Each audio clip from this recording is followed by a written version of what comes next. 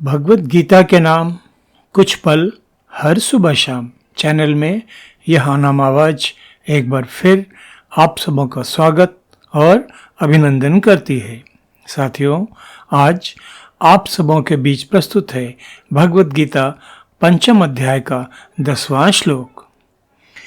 ब्रह्मण्याधाय कर्माणि संगं त्यक्त्वा करोति यः लिप्यते न सह पापेन पद्मपत्रम इव अंभसा।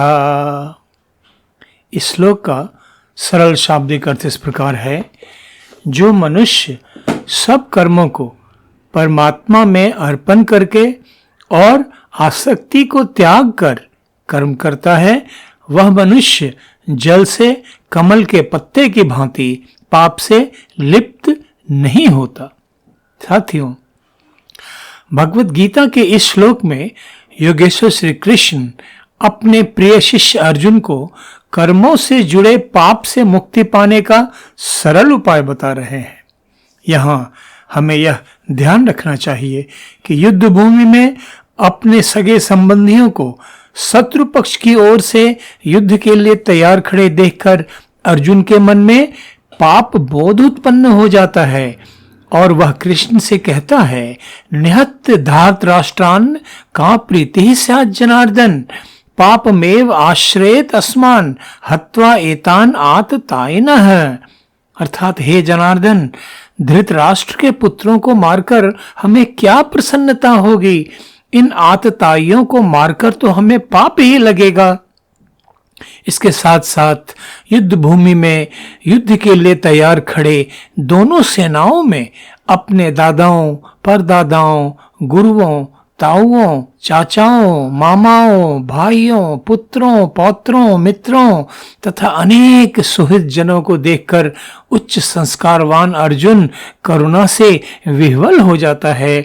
उसके मन में क्षणिक वैराग्य उत्पन्न हो जाता है और वह श्री कृष्ण से क्या कहता है, न कांक्षे विजयम कृष्ण न च राज्यम सुखानि च किम नो राज्येन गोविंद किंग भोगैः जीवितेन वा। अर्थात हे कृष्ण, न तो मैं विजय चाहता हूँ और न राज्य तथा सुखों को ही चाहता हूँ। हे गोविंद, हमें ऐसे राज्य से क्या प्रयोजन है अथवा ऐसे भोगों से और जीवन से भी क्या लाभ है। साथियों, इस प्रकार भगवत गीता के पिछले कुछ प्रसंगों पर विचार करने पर हम पाते हैं कि जीवन में कई बार ऐसी विषम परिस्थितियां उत्पन्न हो जाती हैं जब मनुष्य पाता है कि कर्तव्य पालन के क्रम में उसे ऐसे कर्म करने पड़ सकते हैं जिनके कारण वह पाप का भागी हो सकता है।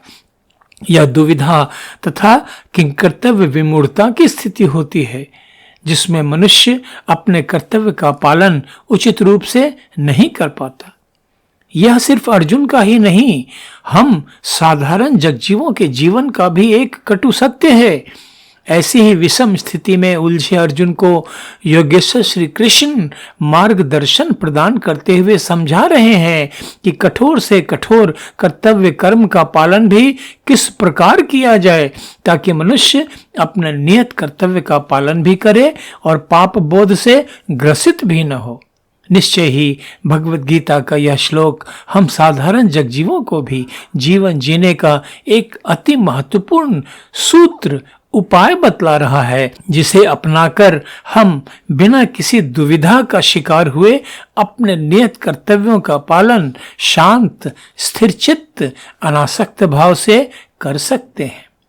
साथियों, भगवत गीता के इस प्रसंग को रेखांकित करती मेरे परम आराध्य ब्रह्मज्ञानी सद्गुरु सदाफल देव जी महाराज की वाणी स्वरवेद में कहती है, अंतर त्याग विरक्त है बाहर सकल पसार पद्म पत्र जल संग रहे वे निर्लिप्त संसार।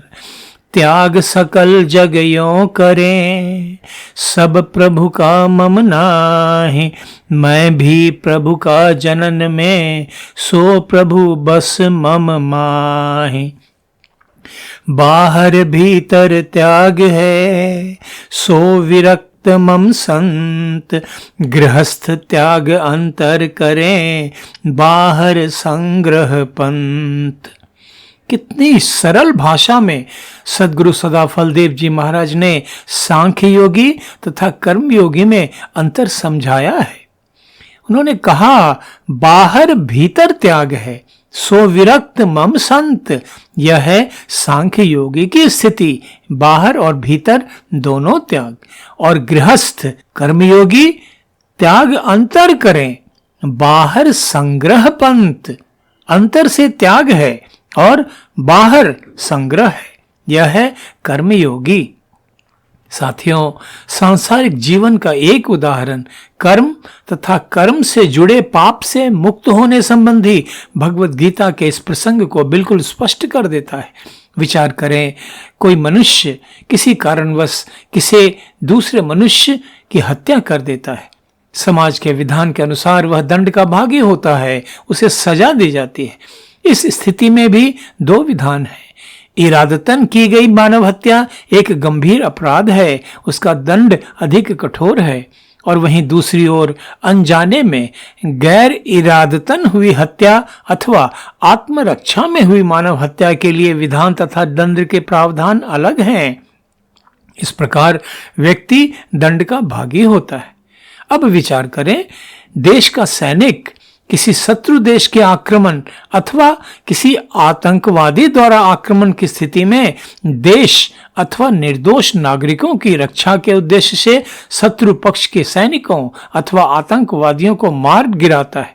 इस स्थिति में मानव हत्या होने पर भी सैनिक को पुरस्कार से सम्मानित किया जाता है। इन दोनों स्थितियों में अंतर उद्देश्य का ही तो है। एक स्थिति में मानव हत्या रूपी कर्म का उद्देश्य स्वयं व्यक्ति से संबंधित है और दूसरी स्थिति में मानव हत्या रूपी कर्म देश हित से संबंधित है, व्यक्ति के स्वार्थ से नहीं।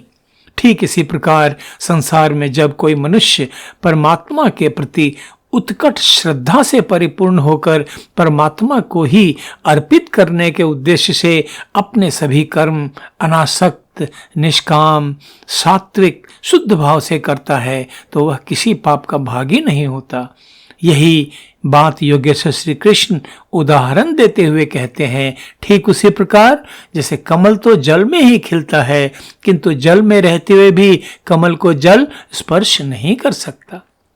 तो साथियों, इस प्रकार हम देखते हैं कि इस श्लोक में योगेश्वर श्री कृष्ण अर्जुन के साथ साथ हम साधारण जगजीवों को भी संसार में रहते हुए अपने सभी नियत कर्तव्य कर्म करते हुए भी पाप बोध तथा पाप से मुक्त रहने का एक सरल आसान उपाय बतला रहे हैं। किंतु योगेश्वर श्री कृष्ण द्वारा बतलाए गए इस उपाय को जीवन में उतार पाना क्या इतना सरल, इतना आसान है? कारण यह है कि हम साधारण जगजीव तो हमेशा अहंग भाव से अपने कर्म करते हैं। यह मैंने किया, यह मेरा है इत्यादि।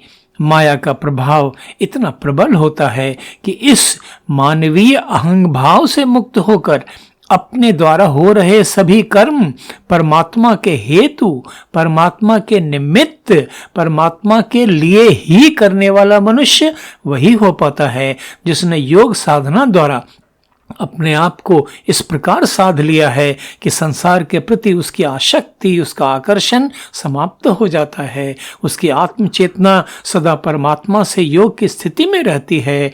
उसे जड़ चेतन सभी पदार्थों में, सभी जीवों में, सभी मनुष्यों में बस परब्रह्म परमात्मा ही परमात्मा नजर आता है। योग साधना द्वारा आत्म चेतना को दिव्यता की इस उच्च स्थिति तक पहुंचा देने वाला साधक ही संसार के प्रति अपनी आसक्ति को त्याग कर अपने सभी कर्म परमात्मा को अर्पित करते हुए कर्म कर सकता है तथा पाप से, कर्म बंधन से मुक्त होकर मोक्ष प्राप्त कर मानव जीवन को सार्थक बना सकता है।